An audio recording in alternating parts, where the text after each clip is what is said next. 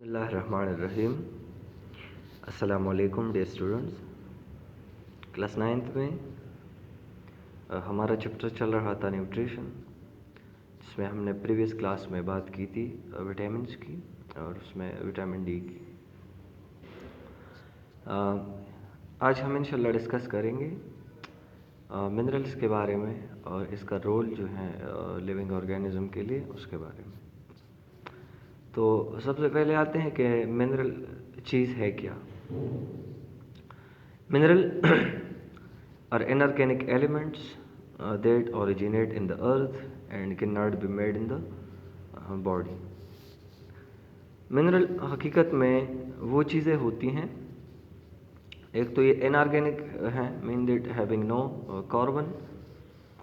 इसके अलावा जितने भी मिनरल्स हैं ये ज़मीन में ओरिजिनेट होते हैं, ज़मीन में इसकी प्रोडक्शन होती है एक नेचुरल तरीके से, और हमारी बॉडी मिनरल को ओरिजिनेट या इनको प्रोड्यूस नहीं कर सकता। ज़रूरी बात आप जहन में ये रखिए कि मिनरल हमारे बॉडी में तो बन नहीं सकता, पर हमारे बॉडी के लिए इसकी शदीद ज़रूरत होती है। ज़्यादातर मिनरल्स जो हम लेते हैं वो हम हासिल करते हैं प्लांट से, इसके अलावा एनिमल से और वाटर से। इन तीन सोर्स से हम मिनरल को हासिल करते हैं। और 100 mg तक यानी 100 मिलीग्राम तक इंसान के लिए जो मिनरल रिक्वायर्ड होते हैं पर डे, वो मेजर मिनरल्स कहलाते हैं। कौन से मिनरल कहलाते हैं? मेजर मिनरल्स कहलाते हैं, जो 100 मिलीग्राम या इससे ज़्यादा ज़रूरी होती हैं पर डे। उसमें हमारे पास शामिल हैं सोडियम है, पोटाशियम है, क्लोराइड है, कैल्शियम, मैग्नीशियम, फास्फोरस और सल्फर है। इस तरह के जो मिनरल्स है ये कंबाइनली 100 mg से ज़्यादा रिक्वायर्ड होते हैं पर डे में। इसके अलावा वो मिनरल जो 100 mg से कम चाहिए इंसान के लिए रोज़ाना, वो ट्रेस मिनरल्स कहलाते हैं। और उसमें हमारे पास आयरन है, जिंक है, कॉपर है, क्रोमियम, फ्लोराइड, आयोडीन, सेलेनियम वगैरह वगैरह।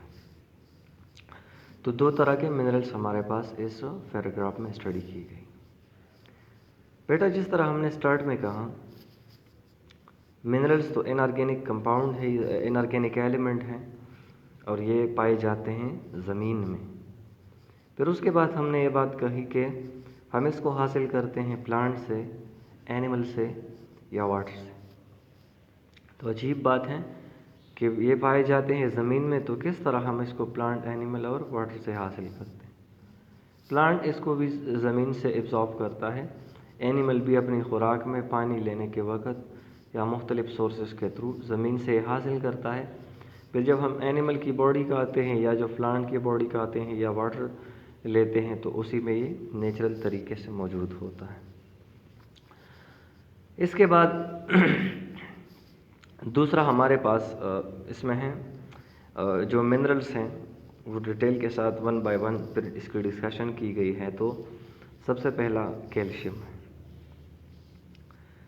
कैल्शियम सबसे एक इम्पोर्टेंट और इंसानी जिस्म में सबसे एबंडेंट यानी ज़्यादा पाए जाने वाला मिनरल है। एक बहुत बड़ा रोल अदा करता है, बहुत बड़ा किरदार अदा करता है मेंटेनेंस ऑफ बोन्स में। इसके अलावा इसका रोल है टूथ फॉर्मेशन में, दांतों के बनाने में या फिर इसको स्ट्रॉन्ग रखने में। इसके अलावा तीसरा इसका सबसे बड़ा रोल ब्लड क्लॉटिंग में है, इसका ट्रांसफॉर्मेशन या ट्रांसमिशन ऑफ नर्व इम्पल्स में, मसल की कंट्रक्शन में, और इसके अलावा मेटाबॉलिक एक्टिविटी में कैल्शियम का रोल होता है। कैल्शियम को हम कहाँ से लेंगे? तो इसके जो मेजर सोर्सेस हैं वो एग्स हैं, ग्रीन लीफी वेजिटेबल हैं, ब्रोकोली हैं, लेग्यूम्स हैं, nuts and whole grains provide calcium اس کے علاوہ ہمارے پاس اسمال اماؤنٹ میں ڈیری پروڈکٹ میں بھی پایا جاتا ہے. تو یہ کیلشیم انتہائی ضروری ہیں. دوسرے منرلز یا دوسرے ٹائپس میں ہمارے پاس آئرن ہے. آئرن بھی ایک امپورٹنٹ منرل ہے، اور یہ جس طرح ہمیں معلوم ہے کہ ہمارا جو بلڈ سیل میں ہیموگلوبن مالیکیول ہوتا ہے، یہ اس کا سینٹرل پارٹ ہے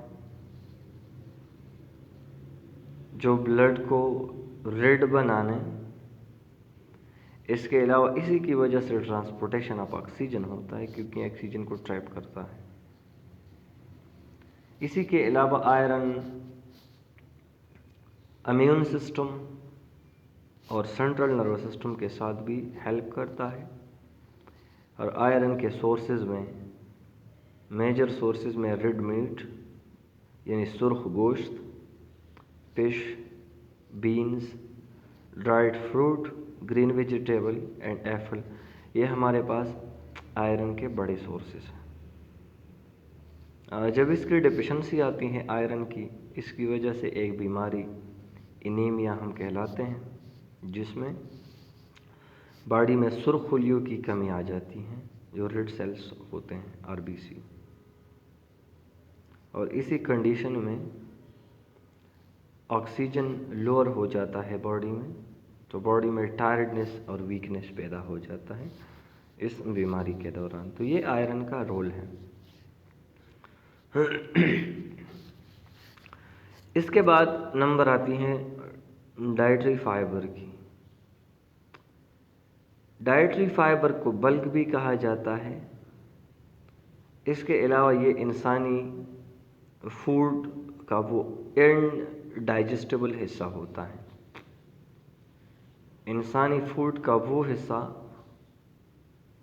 جو انڈائجسٹیبل ہے، اور اس میں زیادہ تر سیلولوز ہوتے ہیں جو پلانٹ کے سیل وال ہوتے ہیں، اور یہ سبزیوں میں پائے جاتے ہیں، ویجیٹیبلز، فروٹ اور سیرلز میں ہوتے ہیں.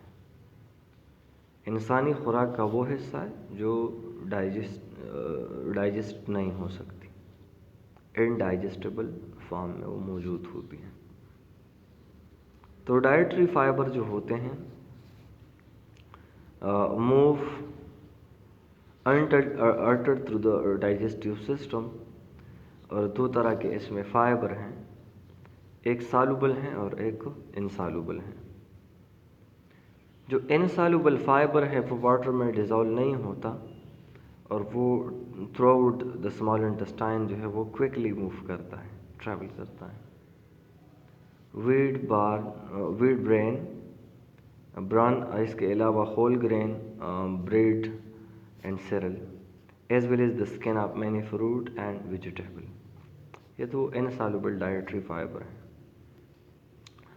سالوبل وہ ہوتے ہیں جو ڈائجسٹیو ٹریکٹ سے سلولی پاس ہو جاتے ہیں، اور یہ ایک جیل لائک اسٹرکچر بناتا ہے جس میں یہ ہارمفل یعنی پیتھوجنس جتنے ہیں یا اور چیزیں ہیں وہ ٹریپ کرتے ہیں.